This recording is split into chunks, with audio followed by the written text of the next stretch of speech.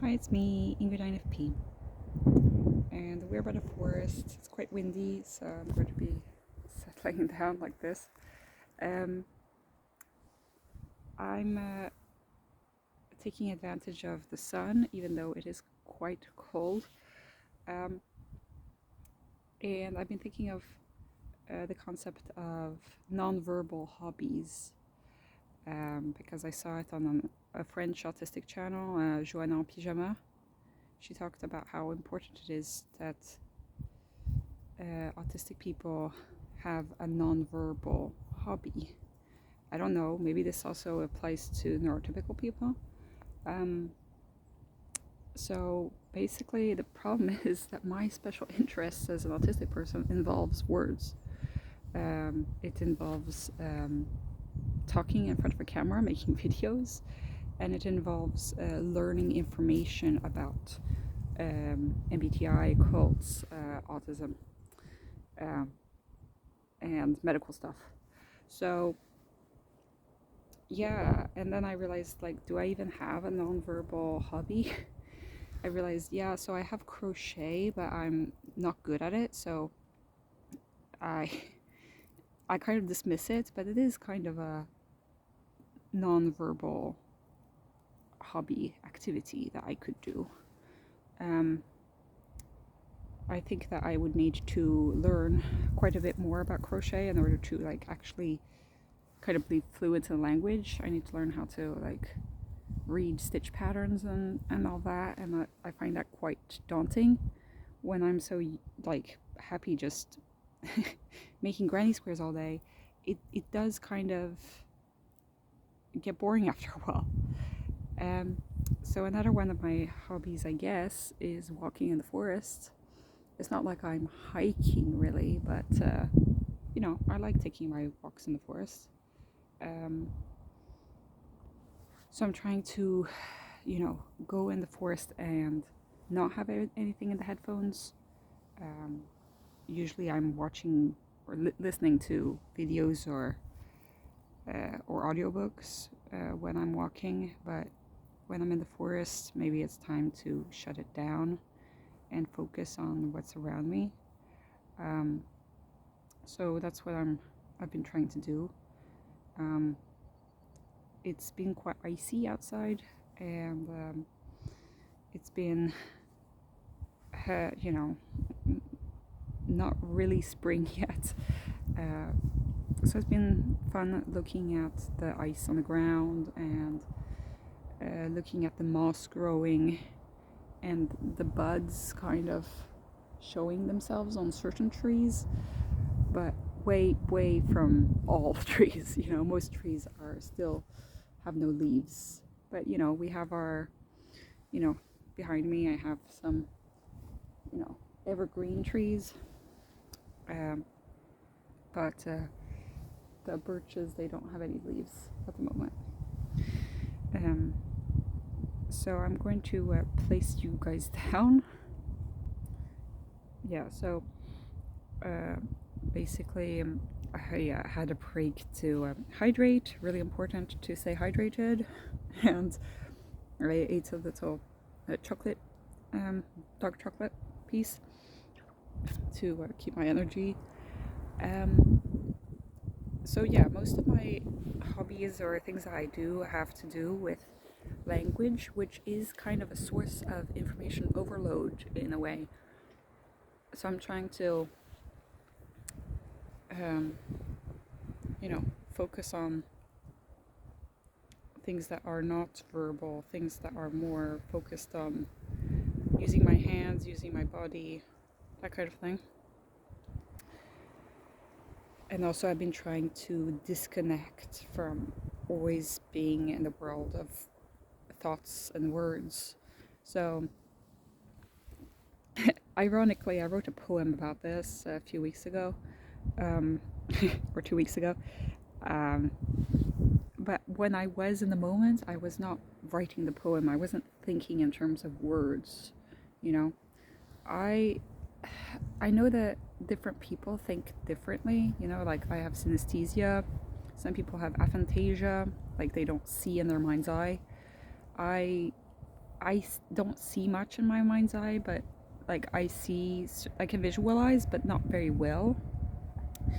Um, so I've been watching some videos about people who have like real aphantasia, where like they can't visualize anything in their mind's eye, which is not the case for me. But for me, like my visualization is quite fuzzy. So, and the things that is going on in my head is mostly speech, and I'm talking to myself quite a lot. So it's weird because in the real world, I would consider myself more of a visual person, but actually in my mind, I'm more of a speech, sound, I guess, or not even sound, it's like a linguistic person, I guess, where I'm constantly talking to myself in my head. And so, but even I need to have a moment without any words, you know, and just not even any music, just being in the visual, you know, or being in the touch, or being in sound, but in terms of like the sounds of nature, um, the sounds of objects, not the sounds of words. Um, Maybe certain kind of music like classical or that kind of thing, but it needs to be something that helps you relax or to be in the moment when you're in nature, you know. Um, so people have different tolerances for amounts of information that they can take in and they can process. And so I wrote a poem that I will read, but it's a poem about how 2 weeks ago I went to the forest and I had my headphones on and I was listening to an audiobook most of the way there. And then I realized, like, wait, I'm not taking in any of the environment I'm walking in. I might as well, you know, be walking on somewhere else. Why am I even. It's just I had thoughts in my head all the time. And to drown out the thoughts, I was listening to the audiobook or to like YouTube videos. And instead of stopping the thoughts by, you know, experiencing the world.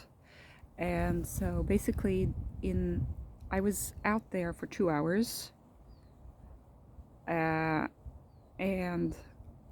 I only had 30 seconds of peace. I maybe had another 30 seconds here and there, but it was very little in proportion to the amount of time where I was just absorbed in my thoughts all the time. So it was this 30 seconds of like, I was standing there was a clearing in the forest, and I was just watching the wind blow through the branches with no interruption, you know, no thoughts coming in there, not even the thoughts like, oh, that's pretty, you know, not even that, just like silence, and I could breathe, and it was such a relief. And the fact is, I'm walking around the world in anxiety all the time due to being in constant state of thought and never in a state of, you know, just rest. And I think that a lot of you INFPs might relate to that, as, you know, we're quite cerebral people, being intuitive and all. Also being, you know, T oriented, we might like want to talk about, you know, think about practical things that we're going to do, you know, getting closer to our goals rather than stopping and actually experiencing the world. we do have the SE blindness, which makes it really hard to be in the moment. So I felt that for 30 seconds out of the 2 hours. Maybe a total of like 2 minutes out of 2 hours was me actually experiencing things, the world as it is, without any extra layer of thought added on top of it. And so that's why I think that we need to find things that interest us. That sure, we need to find interests that do have to do with what we like, and that often has to do with language.